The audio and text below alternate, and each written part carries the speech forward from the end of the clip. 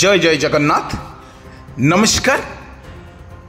जनभिजन आपण को जनाऊँगी सकाळर किछि गुरुत्वपूर्ण घटना एवं दुर्घटना देश विदेश में दमदार खबर को नहीं प्रस्तुत करिछि जनभिजन। मु सर्वेश्वर आपण को जनाऊँगी हार्दिक अभिनंदन। आसंतु किछि गुरुत्वपूर्ण घटना पर नजर पकईनवा। सरकारंकर गुरुत्वपूर्ण निष्पत्ति व्यवहार हबनी हरिजन शब्द हेबनी हरिजन शब्दर व्यवहार एससी एसटी उन्नयन विभाग पक्षर चिठी एवं जहाँ शिक्षानुष्ठान प्रतिष्ठान एवं सरकारी जोगाजोगरू हटिव हरिजन शब्द एणिकी जाति प्रमाण पत्र एवं अनुजाति संपर्क में हरिजन शब्द व्यवहार न करबा पई जारी हला निर्देशनावली। हरिजन शब्दटी कौनसी सरकारी जोगाजोग रेकर्ड कारबार जाति प्रमाण पत्र प्रकाशन एवं विभागीय नाम किंबा अन्य कौनसी स्थान रे व्यवहृत हेब नहीं हरिजन शब्द। भारतीय संविधान धारा 341 अनुजाई अनुसूचित बा अनुसूचित जातिर व्यक्ति मानक सूचित करने पाई केवल संविधान शब्द अनुसूचित जाति इंग्राजी रे एवं एहार उपयुक्त अनुदान ओडिशा रे अर्थात किंबा अन्यान्य जाति जहाँ अपडेट खबर सामना को नहीं राज्य सरकार तरफ आउ रहिबनी व्यवहार हेबनी हरिजन शब्द।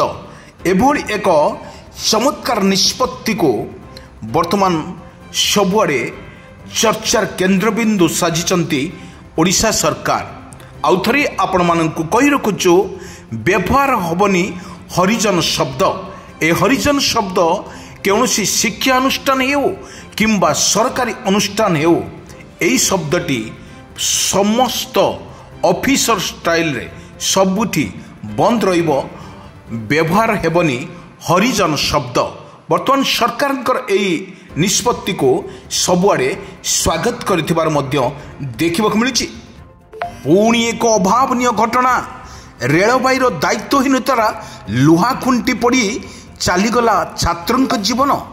दायित्वहीनता जोगु संबलपुर बुढ़ा राजा उच्च प्राथमिक विद्यालय जड़े निरीह छात्र दीपू यादव 12 जीवन अकारण चलीगला तांकर जीवन। यही घटना को नहीं आज संबलपुर जिला मुख्य चिकित्सालय परिवार रे नाही नथिबा उत्तेजना प्रकाश पाई।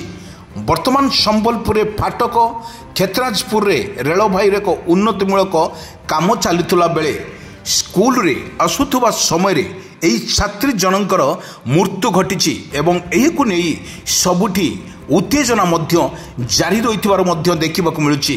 आउ थे आमे आपण मानकु कहि रखुछु रेलवाईर दायित्वहीनता जोगु बड़ी पड़िले छात्री जनक स्वप्न आकाश रे देखिथिबा जने छात्र भविष्यत रे जने भलो मनीष हेबाकु प्रतिज्ञा करथिले से छात्र एवं शेष रे तांकर जीवन चलीगला रेल फाटक रे लुहा खुंटी पड़ी चलीगला छात्रंकर जीवन।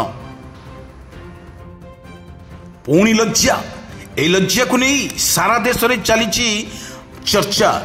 पुणी एक अपडेट खबर सामना को आसुची 12 वर्षर झील सह 200 जनकर कले दुष्कर्म।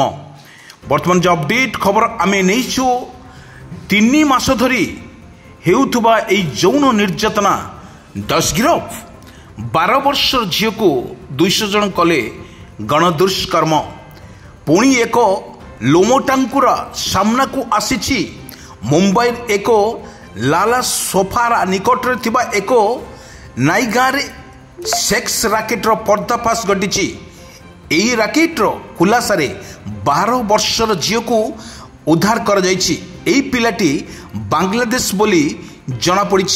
झीलटी निजे कहिछि जे 3 मासरे तांको सह 200 रु अधिक जनकर लोके ताकू गणदुष्कर्म करथिबार मध्य स्पष्ट करिछि। छात्री जनक 12 वर्षर ए बांग्लादेशी झील 26 जुलाई रे उद्धार होइछि। ସେକ୍ସ ରାକେଟରେ ଚଳାଉଥିବା ଜଣକୁ ଗିରଫ କରାଯାଇଛି।